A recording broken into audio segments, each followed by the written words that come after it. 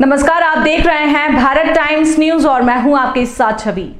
जन जन का कल्याण करने वाले, जन जन के मानस को आध्यात्मिकता से भावित बनाने वाले जैन श्वेतांबर तेरापंथ धर्म संघ के वर्तमान अनुशास्ता अनुव्रत यात्रा प्रणेता युग प्रधान आचार्य श्री महाश्रमण जी ने गुरुवार को प्रातःकाल घाटकोपर में भ्रमण को निकले।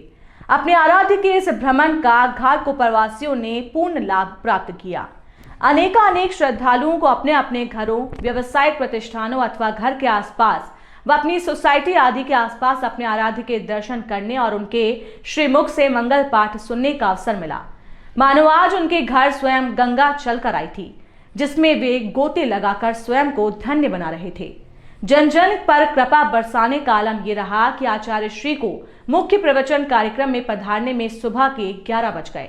प्रवास स्थल से करीब 1 किलोमीटर दूर स्थित बने महाश्रमण समवस्त्रण में युग प्रधान आचार्य श्री महाश्रमण जी पधारे तो उनके दर्शन के लिए महाराष्ट्र भाजपा के प्रदेशाध्यक्ष श्री चंद्रशेखर बावनकुले, मुंबई के अध्यक्ष आशीष सेलार व मुंबई उत्तर पूर्व के सांसद मनोज कोटक पहले से ही प्रतीक्षारत थे।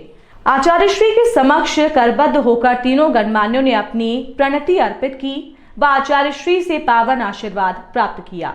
तदुपरांत सभी गणमान्य गंतव्य को रवाना हो गए।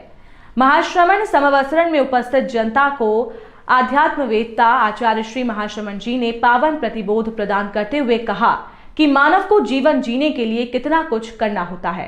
काम करना, भोजन का प्रबंध करना, भोजन बनाना, खाना, रहना, सोना, बैठना, दौड़ना, भागना, कमाना, उसके लिए तैयारी करना और न जाने कितने सारे कार्य वो जीवन जीने के लिए करता है।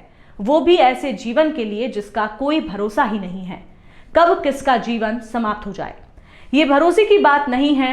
फिर इस संदर्भ में ये प्रश्न किया गया कि फिर आदमी जीवन क्यों जिए।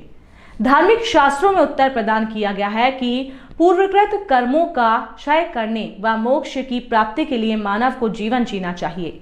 पुनः प्रश्न हुआ कि मोक्ष कौन प्राप्त कर सकता है।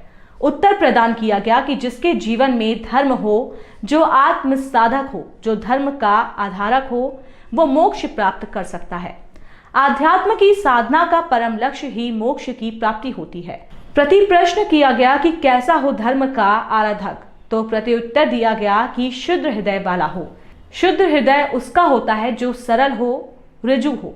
जो सरल होता है उससे यदि कोई गलती हो भी जाती है तो अपने गुरु अथवा प्रायश्चित दाता से प्रायश्चित प्राप्त कर शुद्ध हो जाता है। भूल चाहे साधु से हो या गृहस्थ से, दोनों को प्रायश्चित कर लेना चाहिए। जो आदमी सरल होता है उसमें ईमानदारी के गुण भी होते हैं। अपने जीवन में ईमानदार बनने का प्रयास करना चाहिए। गृहस्थ जीवन भी सदाचार और धर्माचरण से युक्त रहे, ऐसा प्रयास करना चाहिए।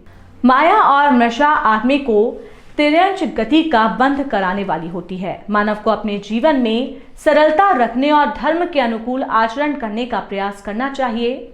धर्म के अनुकूल आचरण होता है तो पुण्यार्जन भी हो सकता है, जो वर्तमान जीवन के साथ आगे के जीवन को अच्छा बना सकता है।